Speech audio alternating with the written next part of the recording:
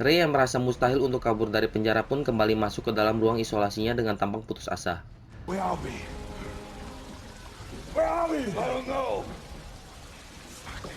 Lalu scene pun berganti di mana si kepala sipir itu sedang bertelepon dengan seseorang. Dan ternyata, orang yang menjebak Ray untuk masuk ke dalam penjara itu adalah Ucup. Aku mah udah curiga dari awal sama tampang si Ucup ini. Hancur. Ternyata Ucup dibayar oleh seseorang untuk menjebak Ray Breslin di dalam penjara tersebut dan menyuruh Hobbs memastikan bahwa Ray Breslin tidak akan pernah kabur dari penjara itu selama-lamanya. Kembali ke Ray yang berada di ruangannya. Dengan tampang putus asa, Ray berbaring di kasurnya.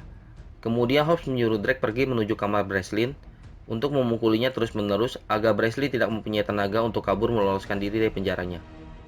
Emil yang merasa Ray sudah tidak bersemangat lagi pun terus memberikan semangat dan dorongan agar Ray kembali bisa memikirkan sebuah rencana. Dan setiap harinya, Drake terus-menerus menyiksa Ray agar dia semakin merasa putus asa. Namun di sisi lain, Emil pun terus berusaha untuk meyakinkan Ray bahwa mereka semua masih mempunyai sebuah harapan. Dan berkata bahwa Ray harus bisa keluar untuk menemukan orang yang telah menjebaknya. Sedangkan di sisi lain, Abigail dan Hush pun berhasil menemukan tempat penjara yang menahan Ray Breslin, namun Hush tidak bisa melacak letak jelas lokasi penjara itu berada. Kembali ke Ray dan Emil berada. Setelah Emil berhasil meyakinkan Ray, akhirnya Ray kembali menjelaskan setiap detail dan rutinitas di dalam penjara dan para penjaga. Dan akhirnya Ray menggunakan rencana pertama dengan melukai dirinya sendiri agar bisa bertemu dengan dokter di dalam penjara itu. Di dalam ruangan dokter, Ray pun terus berusaha menekan si dokter agar memberitahu mereka letak lokasi detail kapal ini berada. Namun dengan kekeh, dokter itu tetap diam dan tidak memberikan jawaban apapun. Ray yang merasa rencananya gagal pun kembali membuat rencana baru. Dengan berpura-pura jatuh ke lantai, lalu diam-diam mengambil sebuah kertas dan diselipkannya ke dalam baju. Ray yang kembali ke aula memberitahu Emil bahwa mereka harus menggunakan rencana B. Dan singkat cerita, Emil dan Ray pun mempersiapkan segala perlengkapan untuk memulai rencana barunya ini.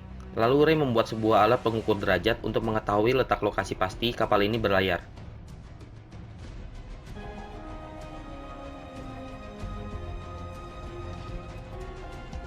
Namun di balik CCTV, Drake dan Hobbs yang merasa curiga dengan gerak-gerik Ray dan Emil segera pergi menuju lokasi mereka dan memukul Ray lalu membawanya pergi. Dan bermaksud untuk menaruh Ray di sebuah ruangan terpisah agar dia tidak bisa berkomunikasi dengan napi lainnya, termasuk Emil.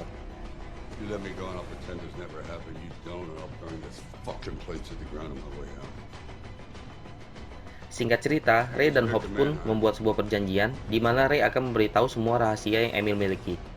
Dan Ray pun berhasil meyakinkan Hobbs lalu berhasil dilepaskan kembali. Setelah kembali ke aula penjara, Ray berkata ke Emil bahwa dia memainkan peran Emil untuk menipu Hobbs.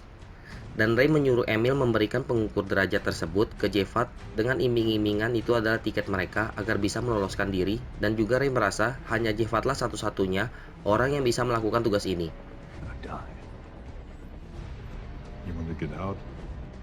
Singkat cerita, Jefat pun berhasil mendapatkan lokasi yang Ray dan Emil mau.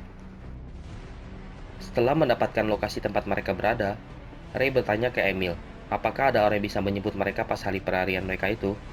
Dan Emil pun menjawab bahwa dia bisa mendapatkan bantuan dari salah seorang temannya yang tidak jauh dari lokasi kapal mereka berada. Namun yang menjadi masalah sekarang adalah bagaimana cara mereka mengirim pesan ke temannya Emil itu agar dapat menjemput mereka.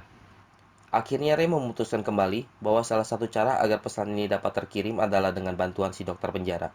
Ray pun kembali ke ruangan dokter dan Ray meyakinkan si dokter bahwa dia adalah Ray Breslin dan telah dijebak oleh rekannya.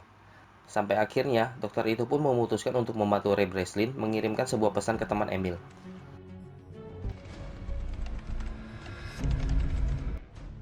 Singkat cerita, akhirnya hari pelarian itu dimulai.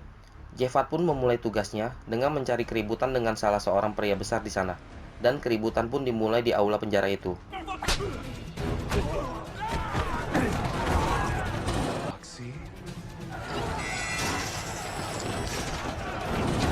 Ray, Jefat, dan Emil yang memanfaatkan kerusuhan itu pergi menuju tangga ke atas ruangan. Dan Drake yang menyadari bahwa mereka bertiga telah hilang, segera menyuruh sipir lainnya mengejar Ray Breslin dan lainnya. Di sisi lain, Hobbs menyuruh anak buahnya untuk mengaktifkan sistem keamanan dan menutup seluruh akses keluar dari dalam penjara.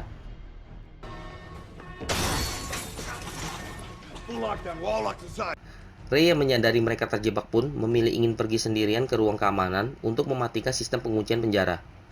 Namun saat mereka bertiga turun dari tangga, tiba-tiba Jeva tertembak oleh salah seorang petugas yang mengakibatkan dia tidak mampu lagi meneruskan perjalanan. Lalu Jeva pun memutuskan untuk berkorban dengan cara menghadang para sipir yang mengejar mereka.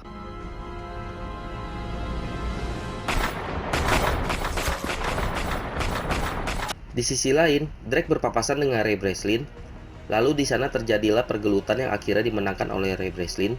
Singkat cerita, Ray berhasil sampai ke ruang keamanan dan berhasil mematikan sistem untuk sesaat. Scene pun berganti di luar penjara. Terlihat di langit-langit, muncul sebuah helikopter yang langsung menghujani seluruh kapal dengan machine gun.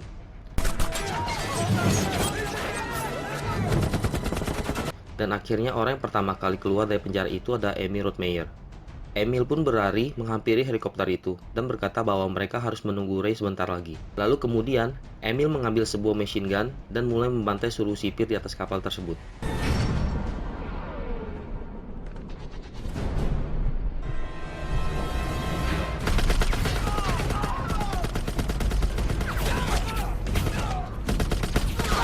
Sedangkan di sisi lain, Ray yang merasa sudah terjebak pun diam di sebuah ruangan, sembari melihat jam yang berada di tangannya. Lalu kita kembali ke Emil yang sudah tidak bisa menunggu Ray lagi dan memutuskan untuk lepas landas dari kapal tersebut. Dan ternyata, Ray Breslin berada tepat di tempat pembuangan air yang membuatnya ikut terbawa arus air keluar menuju lautan.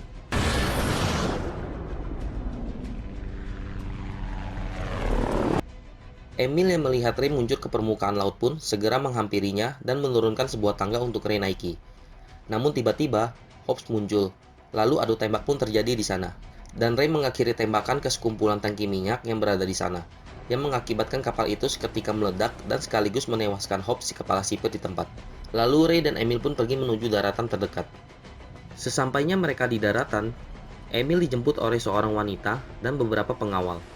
Dan ternyata, wanita itu adalah Jessica Meyer, CIA di pertengahan film tadi. Dan Jessica adalah anak dari Amy Rothmeyer. Namun Jessica menjelaskan bahwa semua ini sudah direncanakan, dan dia menyewa Ray Breslin untuk membawa keluar Amy Rothmeyer dari penjara tersebut. Tapi dia pun tidak tahu bahwa semua ini adalah jebakan dari Ucup, karena apa yang terjadi sudah berada di luar perjanjian dari Jessica dan Ucup. Lalu adegan berganti ke beberapa hari setelah Ray Breslin berhasil bebas. Terlihat di sana bahwa Abigail bercerita bahwa dia dan Haas sudah curiga pada Ucup dari awal dan telah menyelidiki semua keterlibatan Ucup dengan penjara tersebut. Dan di scene akhir, kita bisa melihat bahwa Ucup yang sudah menyadari bahwa Ray telah berhasil meloloskan diri pun segera ingin pergi kabur. Namun saat dia ingin menyalakan mobilnya, tiba-tiba muncul Haas dan langsung membungkus kepala Ucup hingga tak sadarkan diri. Dan saat dia terbangun, dia ternyata sudah berada di box kontainer dan sudah berada di tengah lautan lepas di dalam sebuah kapal besar.